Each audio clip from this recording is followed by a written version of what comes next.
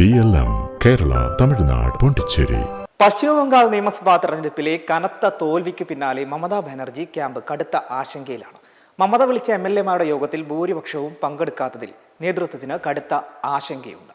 യോഗത്തിൽ പങ്കെടുത്തത് 80-ൽ 20 പേർ മാത്രമാണ്. MLA-മാർ പലരും പ്രതിഷേധ സ്ഥലങ്ങളിലാണെന്നാണ് ന്യായീകരണം.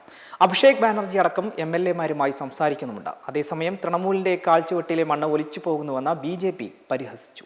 നിയമസഭാ തെരഞ്ഞെടുപ്പിലെ വമ്പൻ തോൽവിക്ക് പിന്നാലെ തുടങ്ങിയ തൃണമൂൽ കോൺഗ്രസിലെ തമ്മിലടി മൂക്കുകയാണ്. പ്രാദേശിക നേതാക്കളുടെ കൂട്ടത്തോടെയുള്ള കൊഴിഞ്ഞുപോക്കിന് പിന്നാലെ നേതാക്കൾ പരസ്യമായി തമ്മിലടി തുടങ്ങിയതോടെ മമതാ ബാനർജിയും അഭിഷേക് ബാനർജിയും കടുത്ത പ്രതിസന്ധിയിലായി.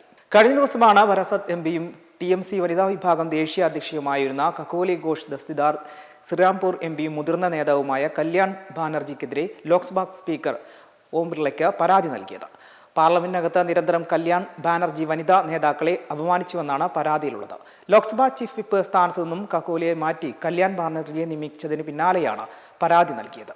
ആരുടെ പ്രേരണയിലാണ് പരാതിയെന്ന് കല്യാൺ ബാനർജി തിരിച്ചടിച്ചു. കല്യാൺ ബാനർജിക്കെതിരെ പോലീസിലും പരാതി നൽകുമെന്ന് കക്കോലി പറഞ്ഞു. കക്കോലിക്ക് പിന്നാലെ ദേശീയ വക്താവ് സ്ഥാനത്ത് നിന്ന് രാജിവെച്ച മുൻ MP ശാന്തനു സെന്നും അഴിമതിയിൽ മുങ്ങിക്കുളിച്ച് TMCയെ ബംഗാളിലെ ജനം തള്ളിക്കളഞ്ഞെന്ന് തുറന്നടിച്ചു. മറ്റൊരു വക്താവ് ബിശ്വജിത്ത് ദേവ് പാർട്ടി ചിഹ്നഭിന്നമാക്കാൻ അധികം സമയം വേണ്ടെന്നും ഇത്രയും അഴിമതി നടന്നിട്ടും മമതയും അഭിഷേകും അറിഞ്ഞില്ലെന്ന് കരുതുന്നില്ലെന്നും പറഞ്ഞു. അതേസമയം TMCയിലെ പൊട്ടിത്തെറി നിരീക്ഷിക്കുന്ന BJP ചാടാൻ തയ്യാറായ നേതാക്കളെ ഇതിനോടകം ബന്ധപ്പെടുന്നുണ്ട്. വിവിധ ജില്ലകളിലായി പര്യടനം തുടരുന്ന മുഖ്യമന്ത്രി സുവേദ് അധികാരി നേതാക്കളുമായി നേരിട്ട് കൂടിക്കാഴ്ച നടത്തുന്നുണ്ടെന്നാണ് വിവരം.